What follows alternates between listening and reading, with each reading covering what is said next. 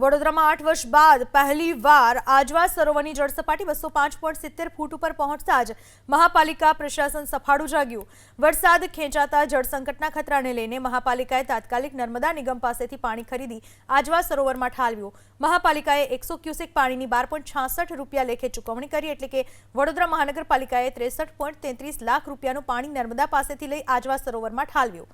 આજવા સરોવરમાં પાણી ઠાલવી હાલ જળસપાટી 206 ફૂટ પર સ્થિર કરાઈ। गत वर्षे आज समयगाळामां આજવા સરોવરમાંથી 6800 ક્યુસેક પાણી प्रति सेकंड विश्वामित्री नदीमां छोड़वामां आवतुं हतुं। जो के चालू वर्षे स्थिति उल्टी छे।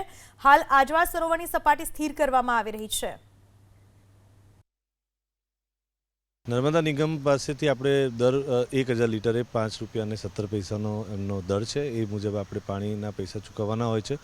છેલ્લા કેટલાક વર્ષોમાં આ વર્ષે એવો સમય આવ્યો છે કે જૂન લગભગ 20 જૂનની આસપાસ 20 જૂન પછીના પણ એટલો જોઈએ વરસાદ પડ્યો નથી અને એને કારણે આજવાની સપાટી જે લગભગ 205.70 205.50 સુધી પહોંચી ગઈ હતી અને એનાથી ગ્રેવિટી અને ક્વોન્ટમમાં જે પ્રશ્ન હતા એને લઈને પૂર્વ ઝોનના પાણીગેટ અને ખાસ કરીને સિટી વિસ્તારોમાં જે લો પ્રેશરના પ્રશ્ન હતા એના માટે આપણે આગામી ગત છેલ્લા કેટલાક દિવસોમાં આયોજન કર્યું હતું। એસએસએનએલ સાથે આપણે મદદ માંગી અને એમને એક લેટર લખ્યો હતો કે આપણને જો આકસ્મિક વરસાદ લેટ થાય તો આપણને પાણી આપે। એટલે 20 તારીખથી 20 જૂનથી આપણે લગભગ રોજનું 100 ક્યુસેક જેટલું પાણી નર્મદા નિગમ પાસેથી લઈ રહ્યા છે, જેમાં છેલ્લા 4 દિવસોમાં આજવાની સપાટીમાં 0.30 જેટલો વધારો નોંધાયો છે।